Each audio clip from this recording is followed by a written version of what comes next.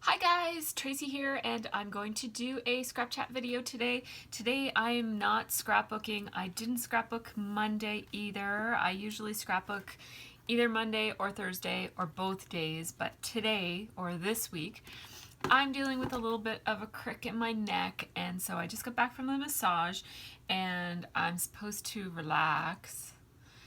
I'm not good at relaxing. Uh, which is kind of funny because I teach people how to relax and encourage people to relax all the time. So this is my chance to practice what I preach. I'm going to apparently relax and have baths with Epsom salts and come back as soon as possible for another massage, because apparently there's a lot going on in these muscles. And so I'm going to try to use good posture when I do get back to scrapbooking, but we're going away for a bit of a long weekend starting tomorrow. Today's Thursday. I am getting a treatment tomorrow, and then I am heading out of town. We're going to Cape Breton to the Cabot Trail, and we're going to just spend the weekend relaxing and doing family stuff. We're renting a vehicle instead of driving our old beater, and we are going to check out the Cabot Trail, which I have never seen or been on before. And although all the leaves are apparently off the trees, they tell me, so I guess it's not going to be that beautiful. I mean, I'm sure it will be beautiful, but it won't be the fall colors beautiful. Anyhow, I have a bunch of questions that have been accumulating that I thought I would go ahead and do a scrap chat today, because I can sit up straight. Look, I've got like marks on my chest. I don't know what that's all about. But anyhow, I'm going to sit up as straight as I can while I do this, and maybe use my nice chair that I finally got myself and try to have good posture from now on, so I don't have to go through this again. Anyhow, I am feeling quite a bit better. I have almost full range of motion. It's not a big deal. I don't need to be worried or anything. It's not like, I'm very thankful that I have good health for the most part, and this is just a little blip for me. It's nothing. Daryl is still here. Yay! So, with me in my scrap room, I mean, of course, I would not give any spoilers away. For those of you who haven't seen the first episode of the 7th season, I'm still recovering from the secondary trauma that I incurred when I watched that. That was horrible. Like, horrible. That's why I haven't talked about it anywhere. I know people have been asking me, but I'm not saying anything yet. I'm not ready to talk.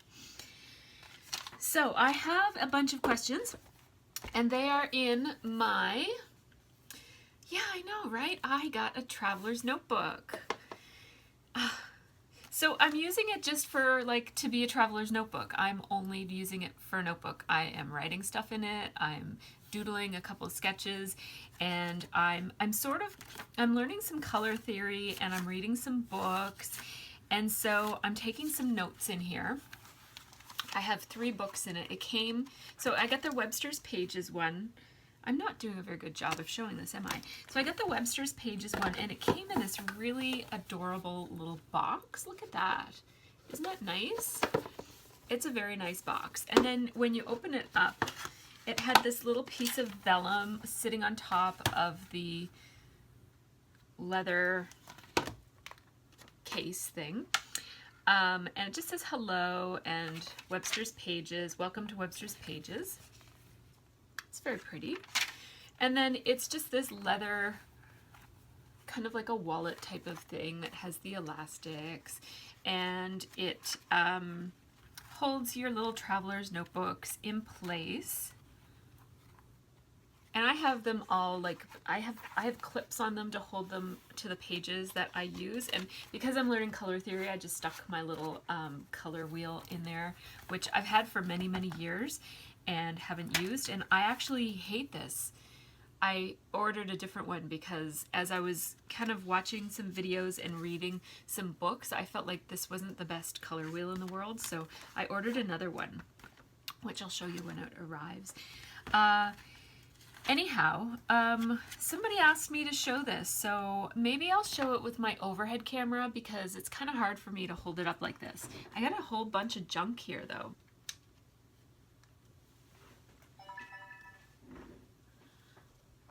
What I have here is the Webster's Pages Mint Traveler, and it comes with this cute little elastic that has this little tag on it that says Planner Girl. It's like a faux leather. It's very nice. It's got a couple of little like gritty parts on the back of it. I ordered it from Studio Calico. It came in this lovely box that you may have seen if I don't edit out the clip that led up to this. That was a little not very professional. So it comes in this really nice box with this little piece of vellum sitting over top of it. And yeah, it has the elastic, and then it has how many? It has 4 elastics inside of it, and you just slip your traveler's notebooks inside of it. I use these clips to just hold them open to the pages that I want them on. But basically, you just put your notebook inside of it like that. You find the center of your notebook, and then you just put it like that. And I bought these 2 notebooks. So this was $30, I think, which I didn't think was too bad. $31.99 at Studio Calico. And I didn't think that was too bad. I was looking for one before I went on my vacation to Montreal and Toronto. And so I was really wanting one for that trip, and I didn't have one, and I was gonna buy one, and then I thought, no, I'll just take my time and get one another time. So here's the other time. It's here, and I bought this one. These 2, so it came with one traveler's notebook in it. So it came with this one. It's got like ivory colored pages and like a craft cover, and it has an embossed hello on it, which is the same font and the same thing as this. So it's just an embossed version of this gold hello. I actually have my ScrapChat questions written out here that I'm going to go through with you guys today. And where's my other clip? I just have to... So what I've been doing with it is I'm using it for taking notes, as I discussed a few minutes ago. And I just put these little clips, and these are Color Theory clips that I got at the same time. They're white clips. You get 10 of them in a package. I got them at Studio Calico, and the price on those. So these 2 notebooks were $7.99 each. No, $7.99 for the 2-pack. The clips were $7.99. Ooh, that's expensive. Did I pay $7.99 for those? Oh my goodness, I think I might have been having a momentary lapse in judgment. So the notebook, it's like the leather notebook, was $31.99. The refills were $7.99 each. So yeah, it's not inexpensive or anything, but it's really pretty. And when you get these 2 notebooks for $7.99, one of them has like graph paper. I just have the name of a website I wanted to check out there. So one of them has graph paper, and one of them has lined paper. And then the one that came with it has just plain paper. And so I thought that was kind of cool.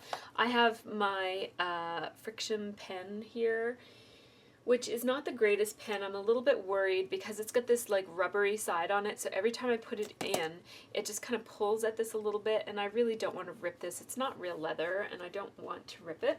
So I think I might use a different pen, like I might use a Pigma or something that just slips in more easily, just so that I'm not like constantly pulling at it. I think I'll use a Pigma. Anyhow, I'm really liking it so far. It's got cute little gold polka dots in the lining of it, which, you know, you don't see that much of, but, and it's got this place that you can put like cards, or I don't know what you'd put there, but whatever you want, I guess. And so I'm not planning to do art in this. I'm just planning to use it as a way to hold together a couple of traveler's notebooks. I've been buying notebooks for years now, and I do really enjoy them and use them quite a lot. So I thought investing in a nice leather, faux leather Midori type of thing. I don't know what you call it, but little traveler would be, you know, worth treating myself to. So I'm just going to open it up here and start my scrap chat. I have a few new things to share with you guys that I thought just weren't enough to do a haul video for. I don't do haul videos all that often, but you guys know I've been doing more art journaling lately and more jelly printing and that sort of thing. And I am sort of playing around with I'm not a great drawer, and I know that if I were to just put the time in learning how to draw, I'd probably get better, because most people do when they put in the time. And so I don't lack confidence in my ability to learn, but I lack confidence in my commitment to learn. I just don't think that I will. I've tried before and I've done well. Like, I've tried learning how to draw faces several years ago. I took a couple of classes online, not scrapbooking classes, but art classes, and I did do well, and I learned how to make faces, and I did a pretty good job, but it took a lot of practice to get to that point, and then I dropped it for several years, and I just, you know what, these were made for a reason. They were made for me. So these are from Balzer Designs, and I got a bunch of them from scrapbook.com. So I got the giant one of faces. And what I really like about these stencils is that, let me just open it up. What I really like about these stencils is that there are several different versions of faces on there, so that you're not going to just have the same face over and over and over again in your art journal. And that really appeals to me.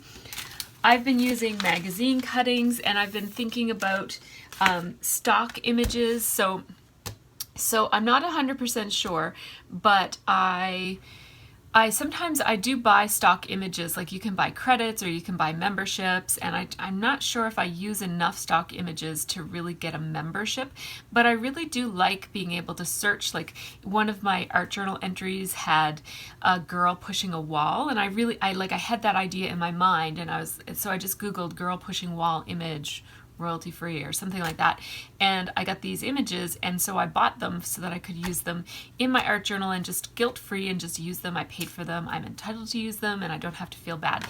So I like the idea of using stock images, and a stock image company has approached me about, like, looking at their stuff and maybe doing something with them. So I'm sort of like half thinking about that and half thinking maybe I'll use stencils, but you can't get a stencil for every single possible thing. Maybe I just need to learn how to do art. And I'm thinking about maybe using magazines, but then maybe I'm just thinking too much. Anyhow, I got some stencils because it was easy to do. There's also this one, which is really, really pretty. I love this one. I like that it's sort of a side profile or 3/4 or whatever you call that angle. And then there's this one, which is really pretty as well. And she's got her hair up in some way, which is kind of cool. And then I got this one, which is just a 6x6 version of this big 12x12 one, just for like little faces. And then because I was putting stencils in my cart, I got this one because I thought it was kind of cool. I like alphabet letter stamps and stencils, but I like ones that don't go like ABC, not alphabetical order alphabet stamps, but random alphabet stamps and stencils. So this really appealed to me. It's a different, this is not Balzer Designs, it's another woman, Kasha. And then I got this one, which I really love. Love this one. It's so pretty. And you can't quite see because of the logo there, but it's got like, look at that. Isn't it cute? I love all these dots on the other side of her. Really, really pretty. So I got those. I had this, which I already told you about. And then I got some stuff from Felicity Jane. I saw somebody mention something about the fact that they had come out with these neutral papers, these black and white papers. And so I thought I need 3 of those, so I got 3 packs of their neutral paper, which I will show you right now. So here are the 3, well, no, I'm only going to open one of them, but, so the first piece is this beautiful black and white floral with open flowers on it, very pretty. Then the other side is this really nice black and white lined paper, very pretty. And then there's a page of stars, some open and some filled in. And then the other side is hearts.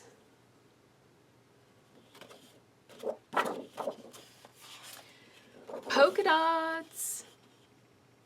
And each one has a different design at the bottom as well. And then this, oh, I love this. I could buy a million pieces of just this. So that's why I actually bought 3 packs, is because I thought I would want lots of that particular one. So each one has a different style at the bottom. So this one has polka dots at the bottom.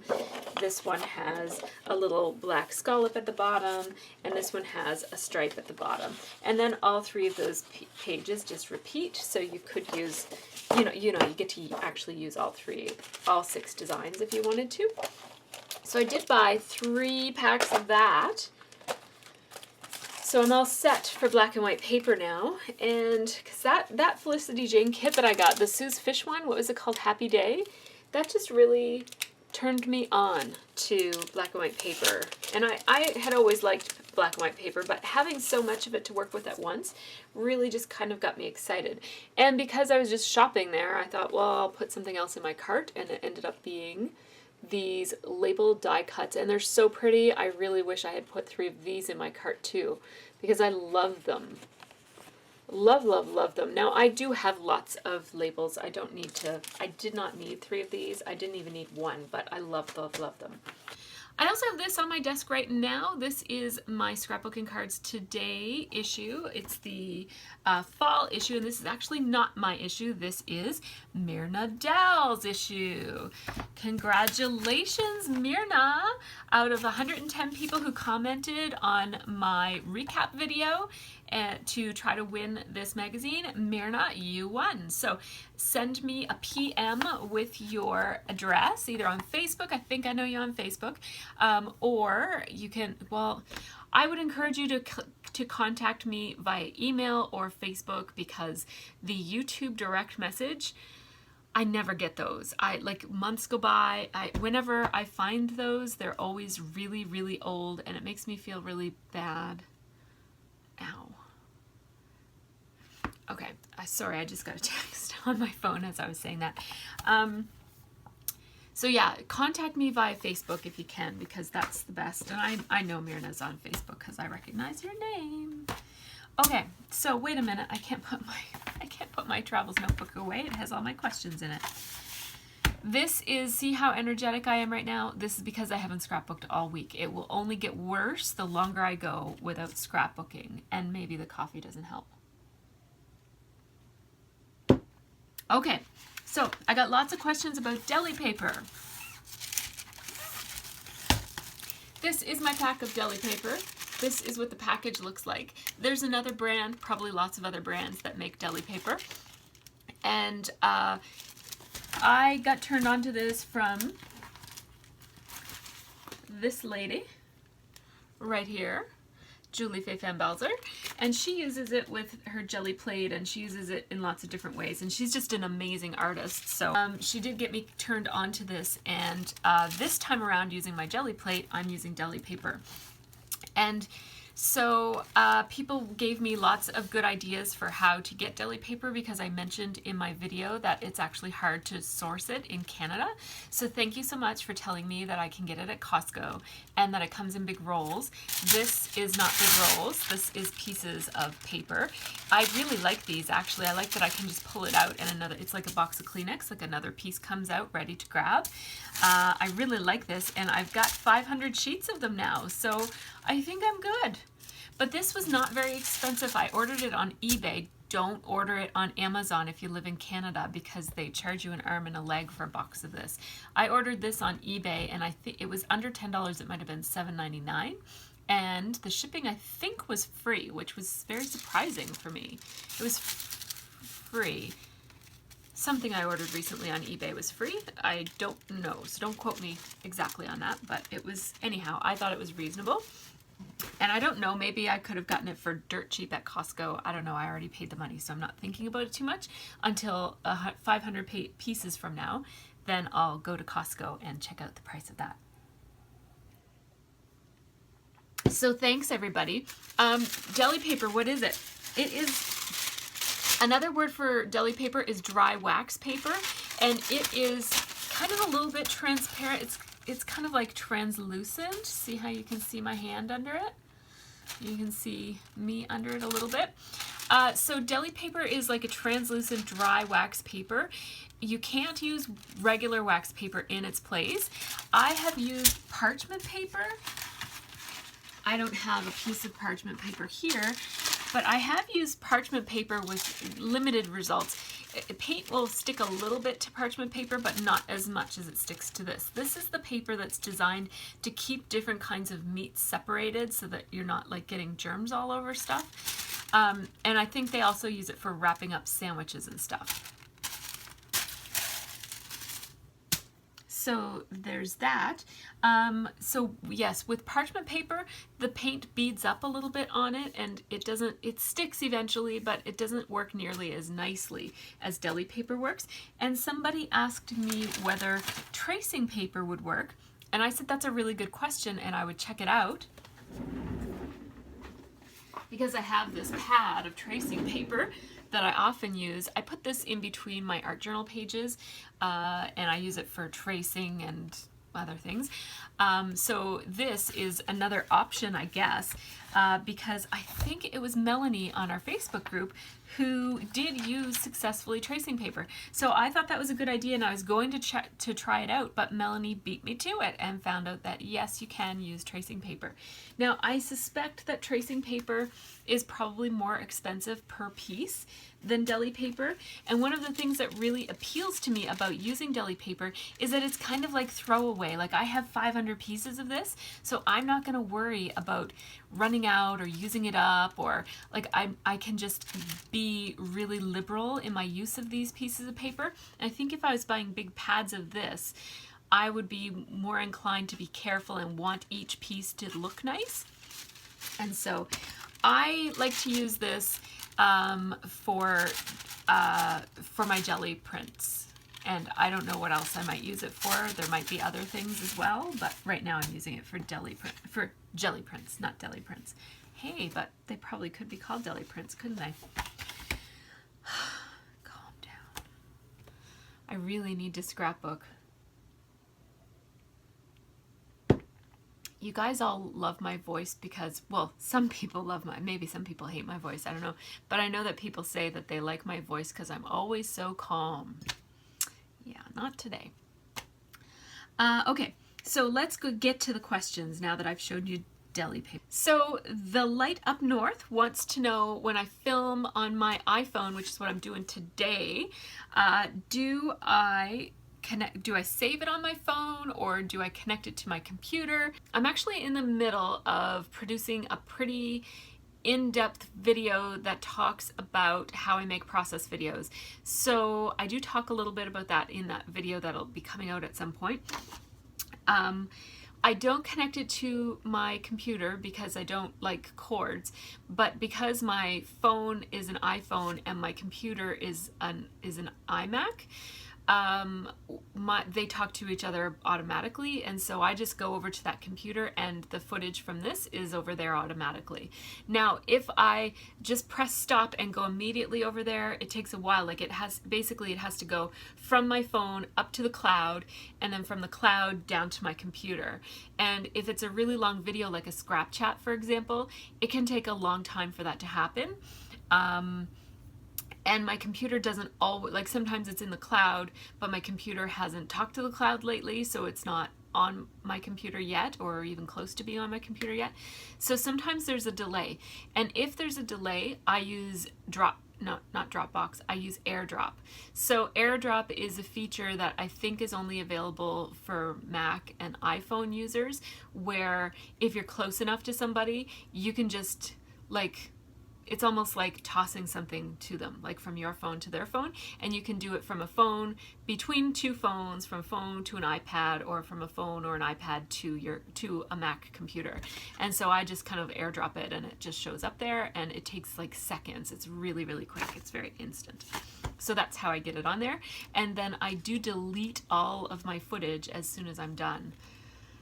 And that's also for my computer. So I don't have copies of any of my videos. It's all up on YouTube. So if YouTube explodes and goes down in flames, there's no more MercyTiara videos anywhere. So Sandra Hoffman wants to know how she can save my work to her computer. And it sounds to me like she's saying that she doesn't really know much about how to do these things, which I don't either, so I'm with you. And so therefore, it's a little bit of the blind leading the blind here.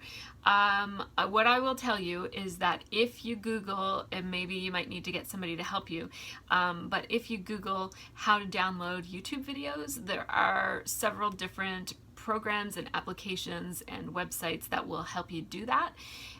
You can save these videos if you want. I don't mind as the creator of these videos. I don't care if you save them, give them away, share them. It doesn't matter to me.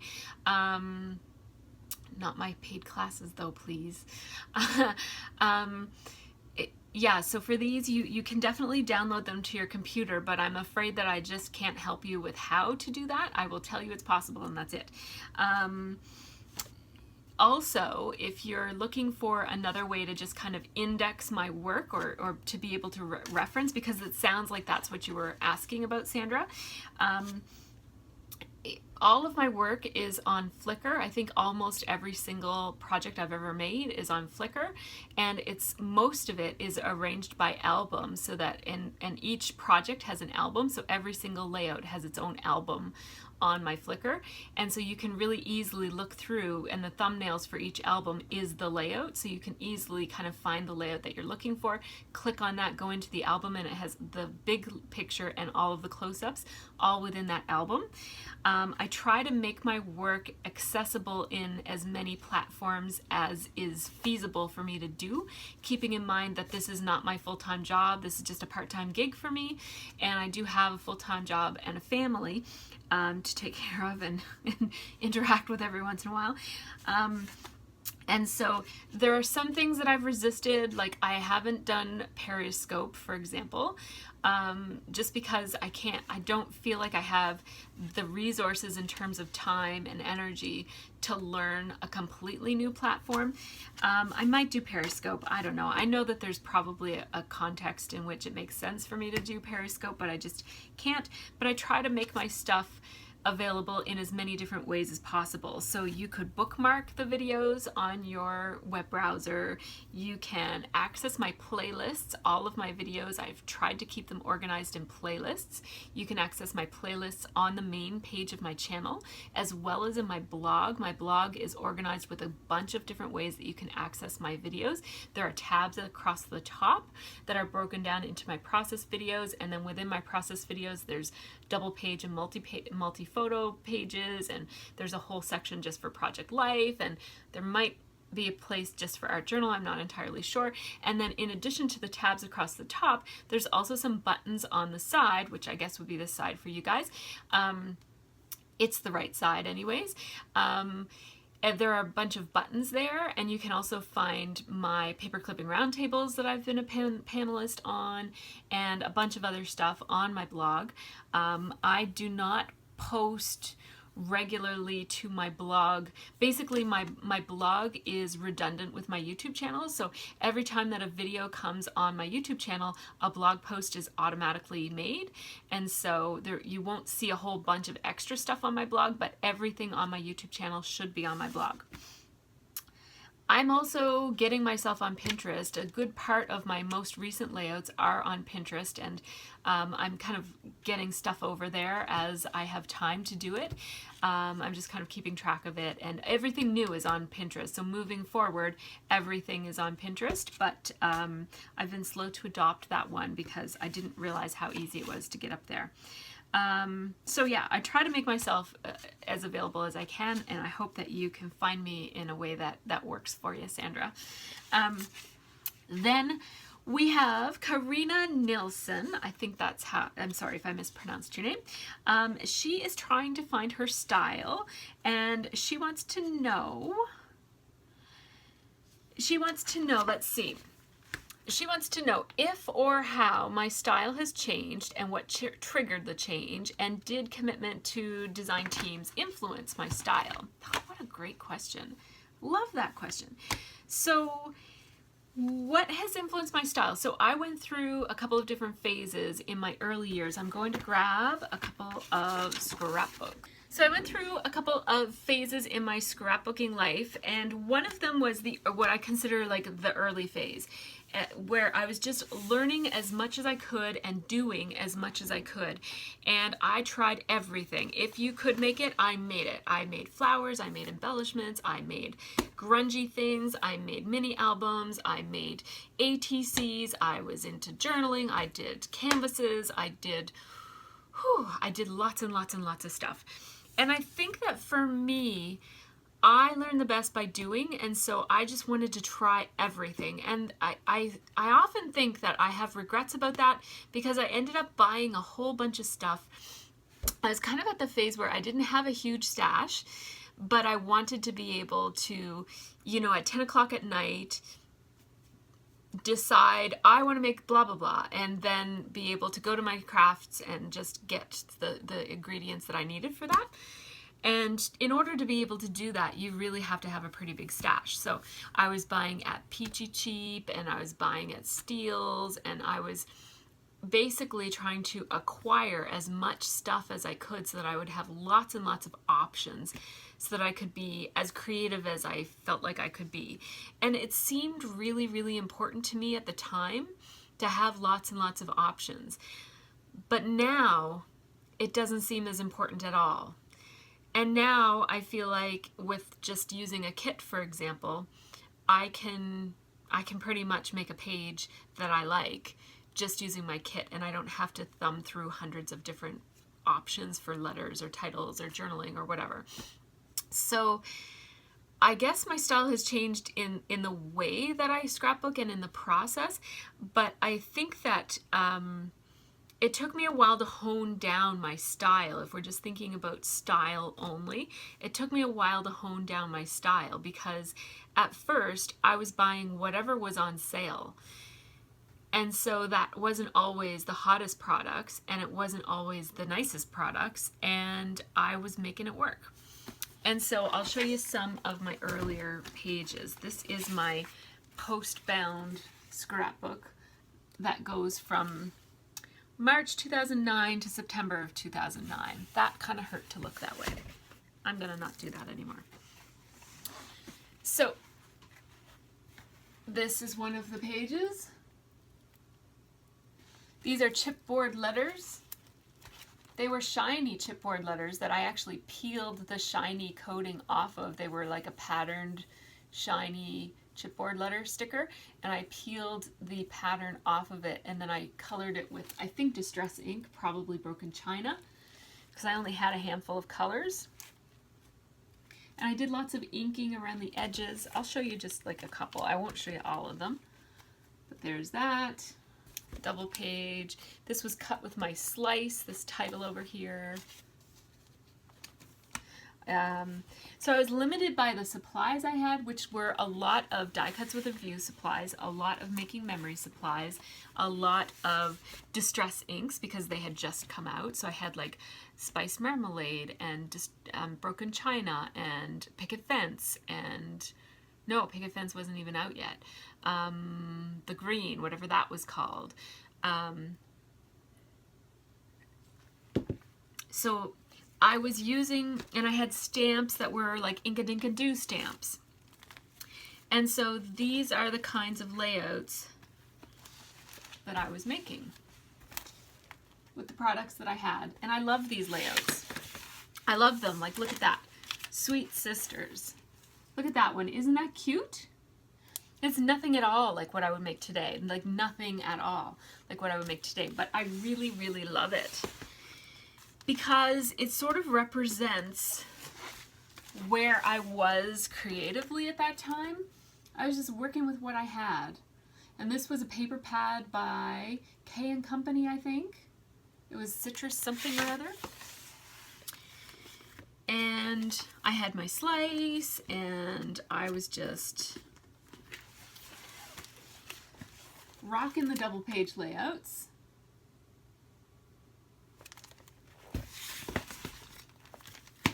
And it was just so much fun.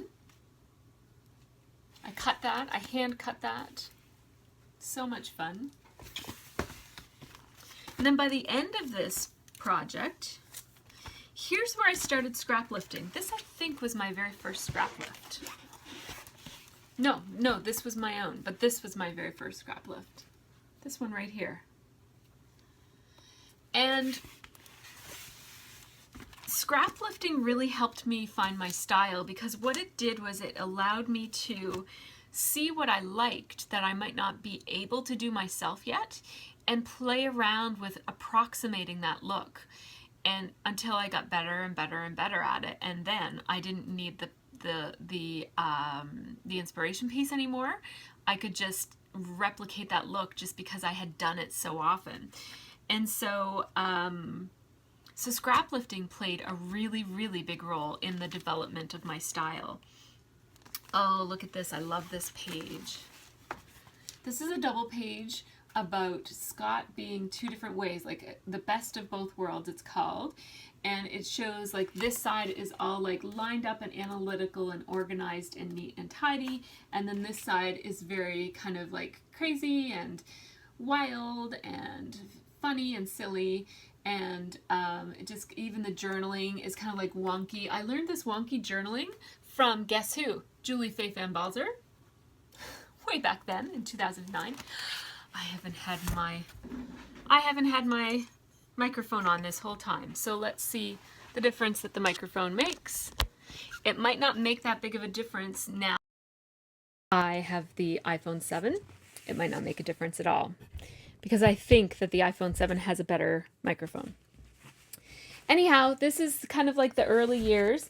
And then I also just grabbed this one, which is my Newfoundland. This is my only project-based album, like my only themed album that isn't just random pages stuck into it. This is all pages related to my Newfoundland trip in 2004. And so the title page has this map from a travel brochure, and then all the places that we were on the days of the trip, with arrows that I cut using my slice, I think. And these letters here I cut using my slice, and then these are letter stickers from making memories. And then this is day 1.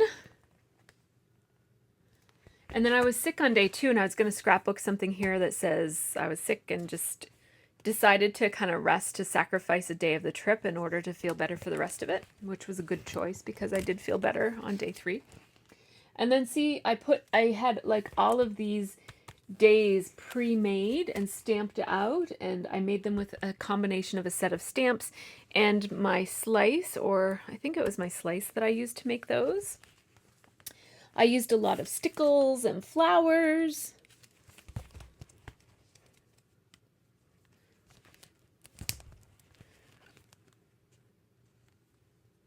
And then the lesson that I learned from this project, and then I skipped a day or two here.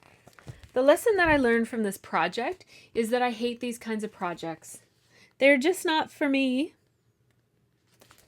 because the rest of the album is completely empty. And well, my daughter put some pages in, but it's mostly completely empty. We were there for over a week, and I only scrapbooked 4 days of it. So my style has definitely changed, and I think it's changed more as a result of experience and what supplies I had at my disposal. And I think that once I started scrap lifting, it was easier for me to get a sense of what I liked and what I didn't like and what I could pull off and what just wasn't natural to me.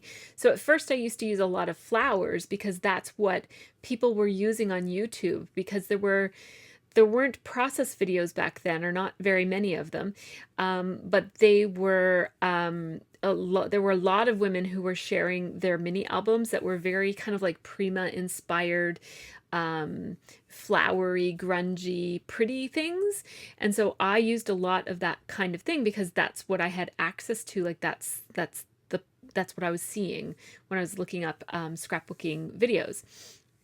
And so I used some of that kind of thing, and I had my slice, so I was kind of limited to what cards they had for your slice. And a slice was like a very small portable die cutting machine. It was a digital die cutting machine, so it's kind of like, it was like a Cricut, but it was like you placed it on the paper, and it had a blade that would cut.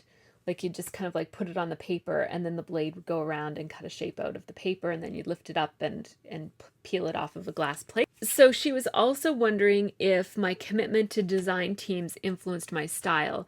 And I guess it didn't really, because by the time I was on design teams, my style had solidified quite a bit.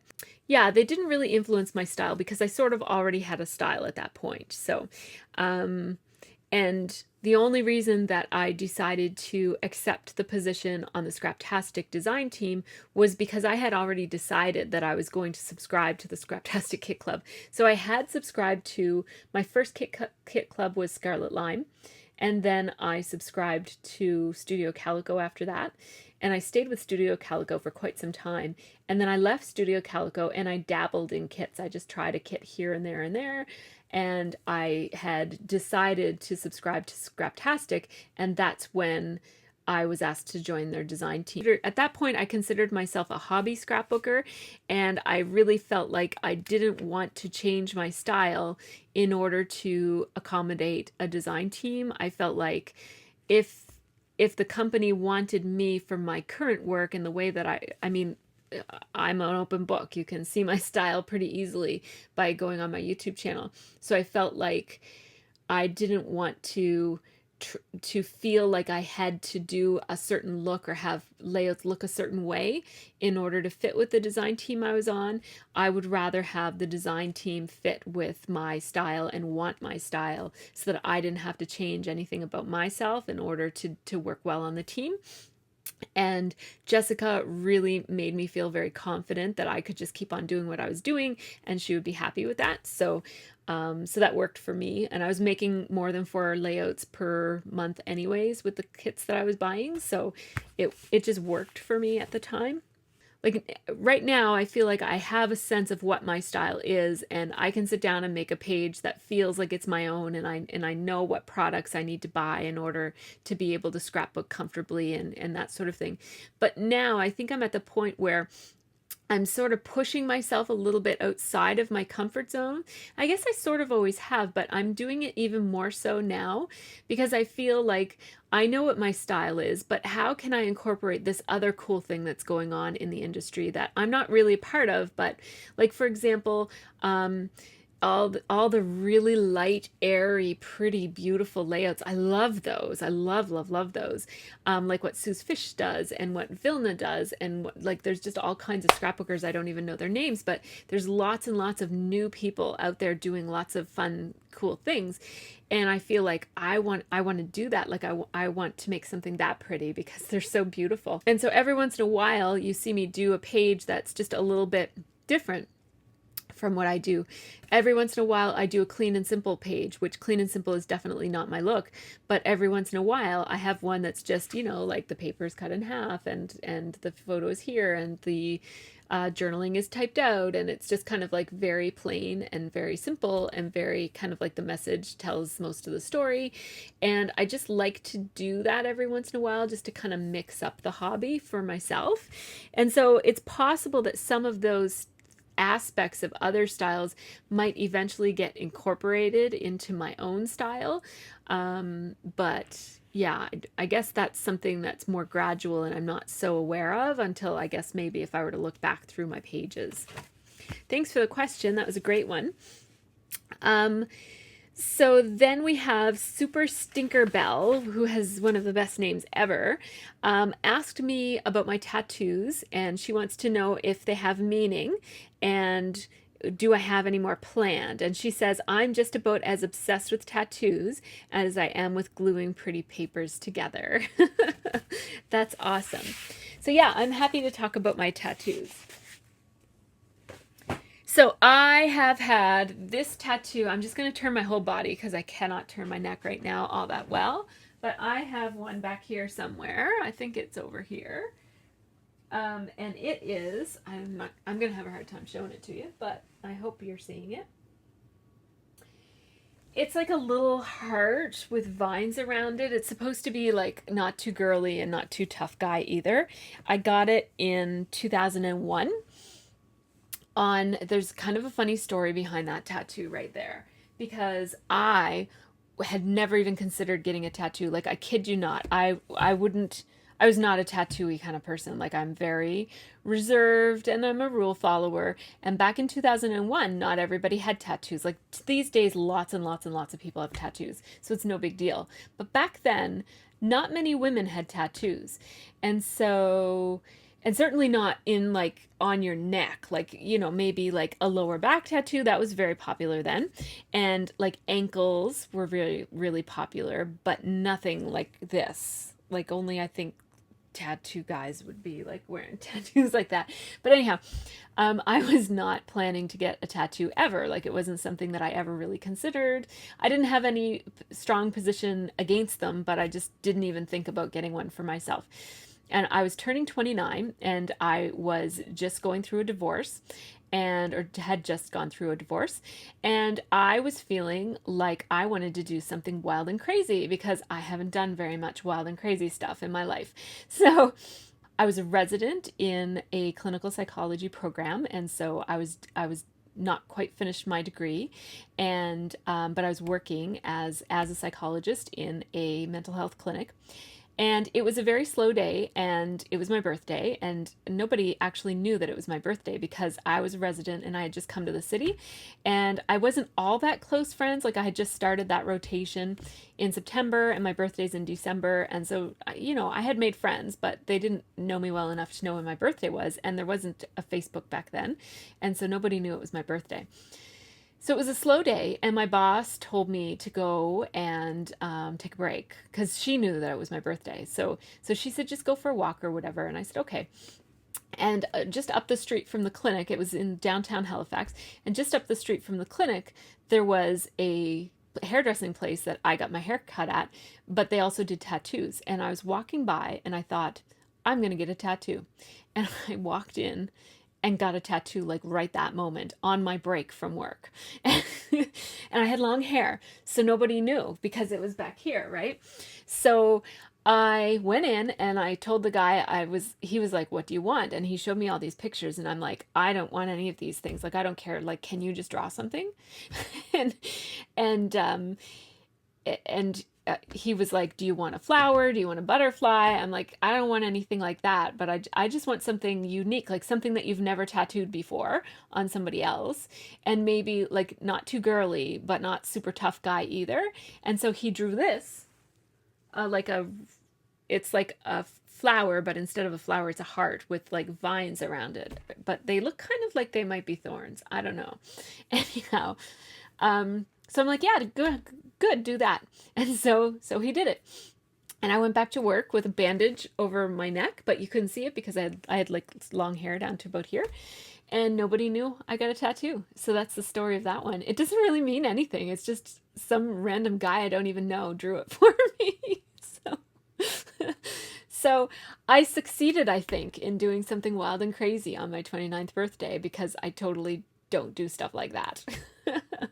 So then the other two tattoos that I have are this one, which I actually did a scrapbooking page about. So this is a dandelion blowing in the wind, and look at this.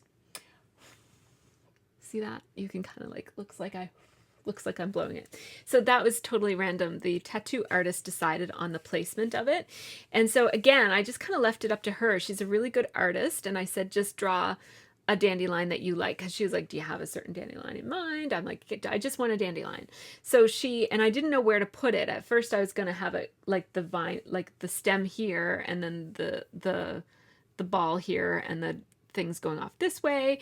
And then I was like, well, if I stand up, it would look weird, or upside down, or I didn't know which way to put it. So she said, why don't you just make it look like this? Like it's just kind of like falling on your arm. So I really like that idea. So that's what she did.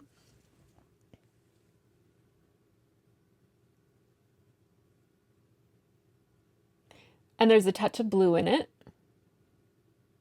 And what it represents is, it represents two things. First, I've always loved dandelions because they represent what I consider like beauty in the mundane.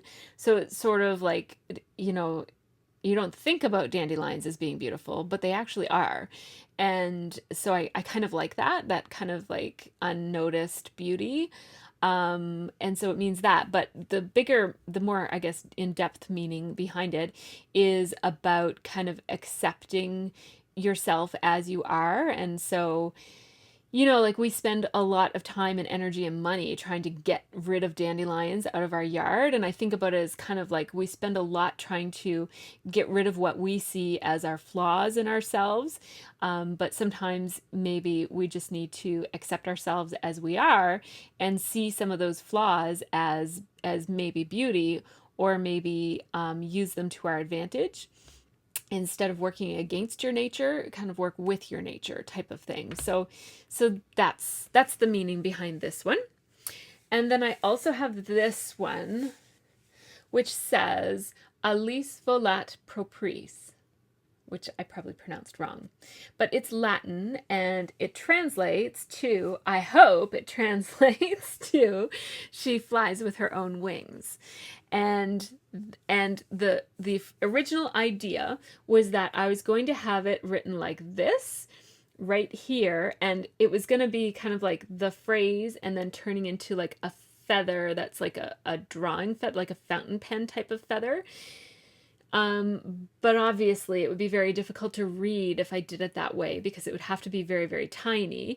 And also the tattoo artist who I worked with, she said that she didn't want to do it there. Like she would have if I had insisted, but she was not recommending that I do it there because when you wash your hands, it's gonna not be guaranteed, and it's I don't know, it would blend in and look like a blob eventually, and that didn't sound very appealing to me at all. The reason I wanted it here is because I'm right-handed, and I wanted it to be this statement, like she flies with her own wings. For me, this is about writing, and I have been a journaler for my entire life. I've always written in diaries and kept journals and done some creative writing of some type. I'm not currently doing any creative writing, but at different phases in my life, I have done different things like stories, or novellas or whatever that never get finished. And so writing is very important to me. And even when I'm not writing, I feel like I consume other people's writing in a different way, because I feel like I'm not going to call myself a writer because I just don't have the skills to say that I'm a writer. But I think like I think that I think like a writer, and I appreciate written work. I think from a different perspective, because I have a lot of esteem for writers and a lot of respect for writers, and I wish I could write, but I just can't. I don't have the attention span. It's not like I don't think that I could write. Maybe I could if I really put my mind to it, but I don't have the attention span or the commitment to be a writer, and it's just not something that's ever going to happen for me, and I'm okay with that. I'd rather read other people's writing. That's all right. What am I even talking about? Right. So that phrase was kind of supposed to be there where my hand meets the paper as I'm writing, and it was supposed to represent like the freedom that comes with writing, but it's not. It's here instead, but that's okay. That part of my arm does still sort of touch the paper sometimes if I'm writing on a really big paper. So that's what that is. Then your other question was, do I have any more planned? And yes, I do. I do have another one planned. Um, my next tattoo is going to be here. It's going to be sort of like, I feel like my arm is a little naked up here, and then this is kind of very attention grabbing.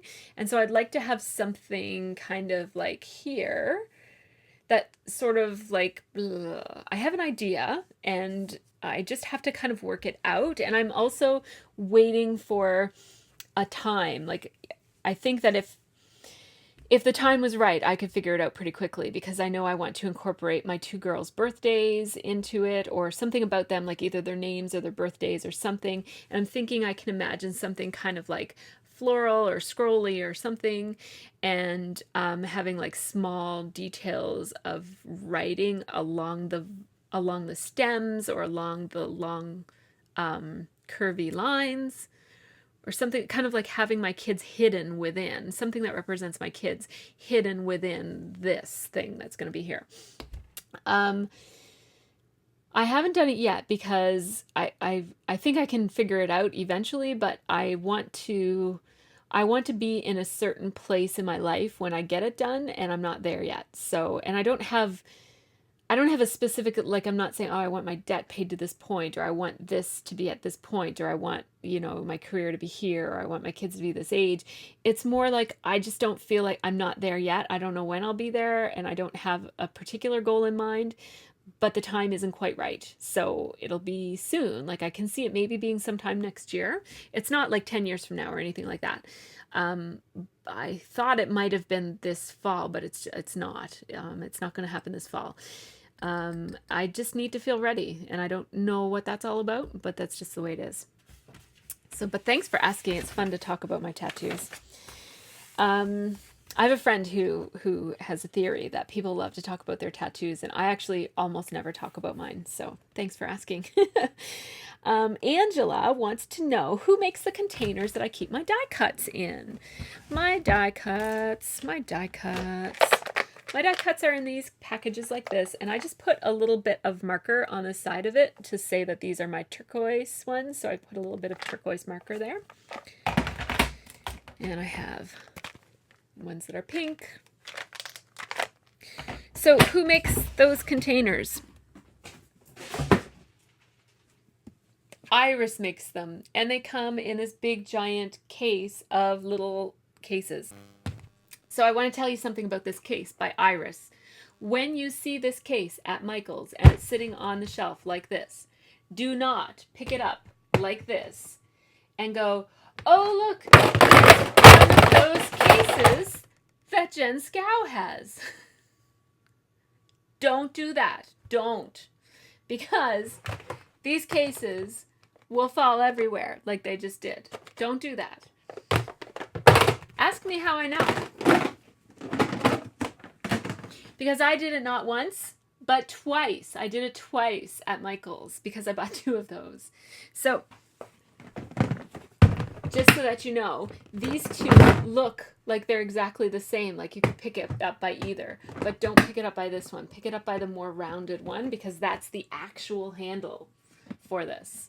But I'll clean that up later. These cases are awesome, and they're so awesome that when Michael's had their storage stuff on sale for 50% off, I just bought 2 cases of it because I thought I could use these for lots of different purposes. So as you see, I have another one that's, almost full of extra cases in there. So it's by Iris, and it is called Large Photo and Craft Keeper. Holds 4 by 6 inch photos. That's what the label looks like.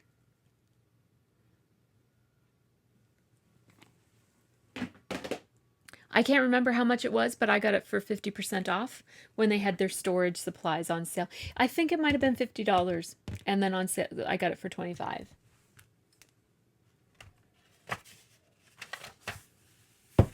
So I hope that helps, Angela. Good luck finding one.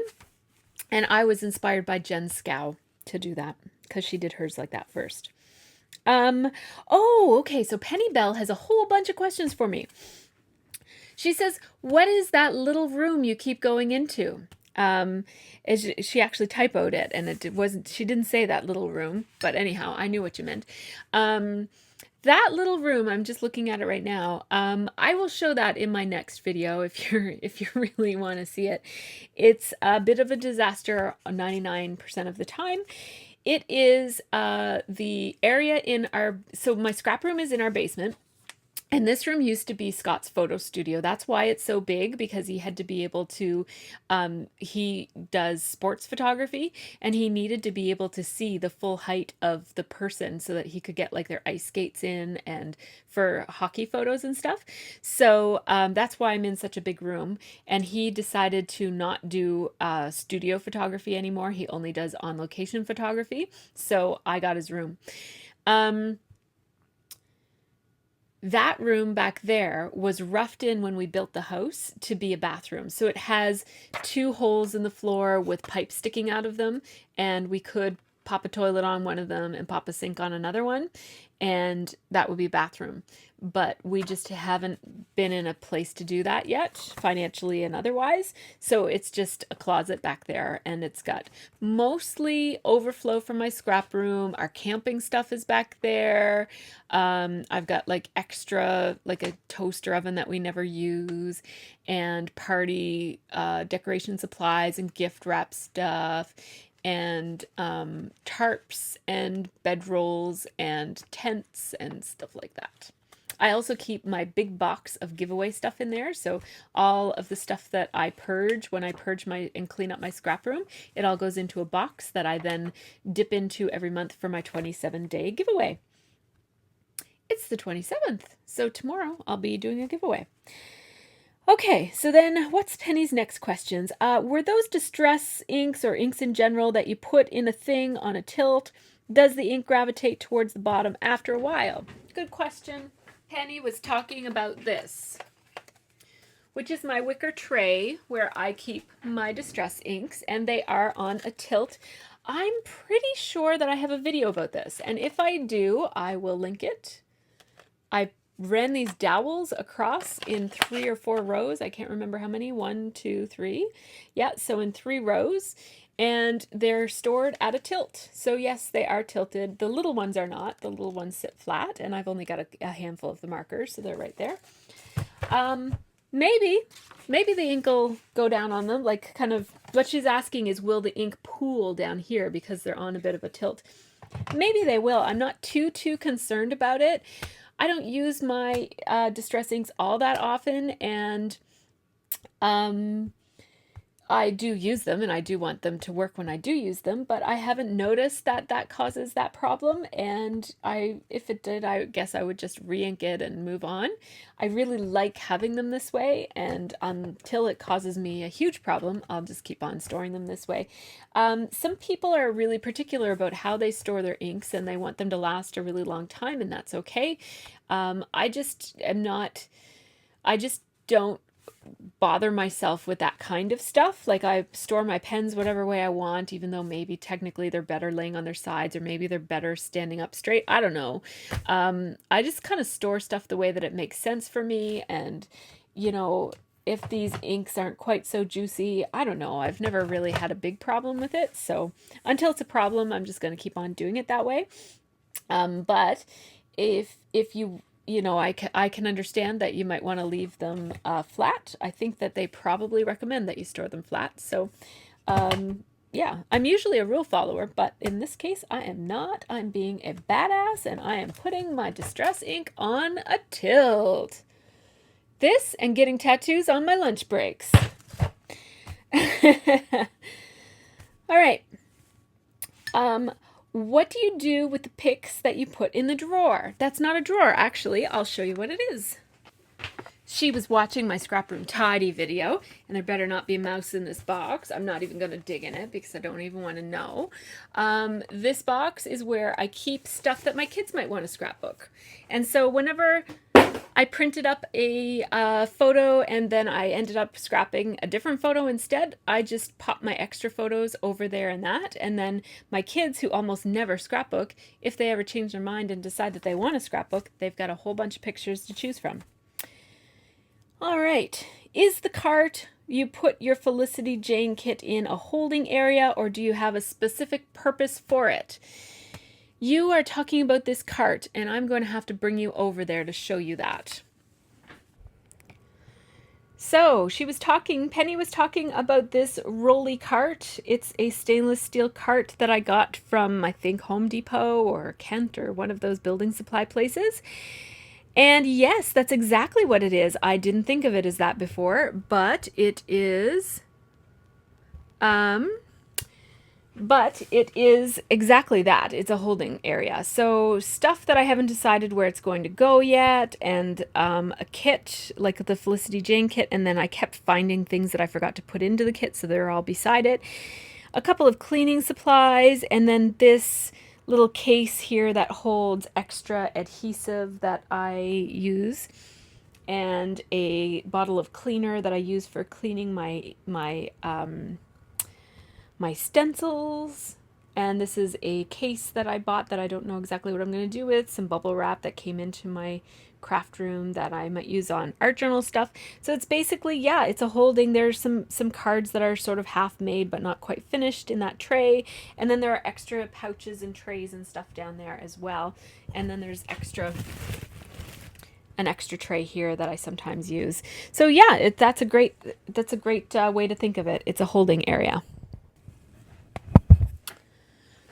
Okie dokie, so thanks for your questions, Penny. Okay, so we're almost done. Jennifer O'Connell wants to know, is my cutting mat the Martha Stewart one that folds in half, and does the fold annoy you? I'm guessing that you think it might annoy you, and that's why you're asking. It's right here, and oh, you're not going to be able to see it very well. Here it is. Yes, it is the Martha Stewart mat that folds. It measures 24 this way and 18 that way. And it looks like this on the other side. It's like a plaid type of pattern. And now I have had this out on my desk in this room, and before that in the other room that I was in. I've had it on my desk for a very, very, very long time, and you almost can't tell that it even has a fold in it. This is where the fold is, right here on the number, what number is it? 12. It folds inwards where you work. Like if you keep it on the grid section, it folds inward, not outward. So it might annoy you more if you were using this side, because there's more of a dip here. Like there's more, you can feel that more. But because this is the solid side, you can barely feel it, and I think you can barely see it. It runs right along there.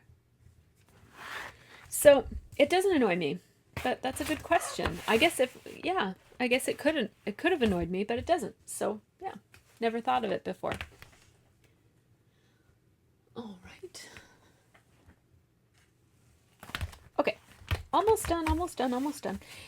Penny Bell again. Do I not like my ATG anymore? Poor little ATG. Yes, I love my ATG. I have nothing against the ATG. I love my ATG. And my profile picture is me holding up the ATG. And I have been trying a variety of different adhesives just to kind of know what's out there, basically. Everybody loves scrapbook adhesives. This brand right here, not everybody, but a lot of people love scrapbook adhesives. And they make that red dispenser that has the little white rectangles of tape. And I've received that before. I've received it at Crop and Create. And everybody was so excited, oh, this is my favorite adhesive, and they were using it. I don't like a white adhesive. I like a clear adhesive. And so I tried Thermoweb's tape, like clear tape runner. And that was what I used to scrapbook many, many years ago before I bought my ATG. I loved that stuff, but it was expensive for me to find it. And And I just, what I love about the ATG is that it comes with, the refills are so humongous that you can use it and use it and use it and not have to refill it very often. Whereas these smaller tape runners, as much as, like, I like this adhesive, this scrapbook adhesive, this is the clear one, it's dots, and they have a slight blue tint to them, but they're pretty much, that's where the sticky is right there. They're pretty much clear. They do have a little bit of a blue hue, as I mentioned. And yeah, I like this. It works just as well as the Scotch ATG, but you do have to refill it more often. And I mean, that's just the toss-up. This one is small. It works the same, but you have to refill it more because it's small. It's nice that it fits in your hand. Like, it actually fits really nicely in your hand and it feels good. It doesn't take up space on my desk as much as this. So because I do process videos and I've got a lot of stuff often all around me as I'm doing it, this thing is big and cumbersome, and so sometimes this is an easier thing to grab for. But the consequence of this is that you have to refill it more often, whereas with this, you don't have to refill it as often. I can refill them both in about the same amount of time, so it's not a time issue for me. This just pops apart and you just pop another one in, but you have to open a package and blah, blah, blah. This one, you kind of open it up and rethread it, and I can show, there's a video that I have on my channel that shows how to do this if you have trouble with it. It's a lot easier than it looks. So I like them both equally. You'll see me use them interchangeably. I don't really have a preference of one over the other, but this one has a little bit of sentimental value to me because I've just had her for so long. I kind of love her. So yeah. So that's the story with the adhesive, and I think the reason that I'm trying different adhesives is because I like to know what's out there. I get asked a lot about adhesive, like, is this a good one or isn't it? And I feel like I want to be able to respond to those questions and know what I'm talking about, instead of saying, oh, I've only ever tried this, so I can tell you that I like this, but I can't really tell you why or how it compares to something else. So I just think that it's good as a YouTuber for me to try different things, not just always use my very favorite thing, but to dabble a little bit so that I can share my experiences with you guys and that you can learn from my experiences too. So that's what that's all about. So that is it for this episode of Scrap Chat. I know that there were a couple of questions that I didn't get to. They were on my list, but I just can only answer so many, or this video will be way, way, way long. I'll do another episode in November. So until then, if you have any other questions, if there's something that I didn't talk about today that you'd like me to answer or talk about or show, just let me know and I'd be happy to do so. In the meantime, you guys all have a really great scrappy week.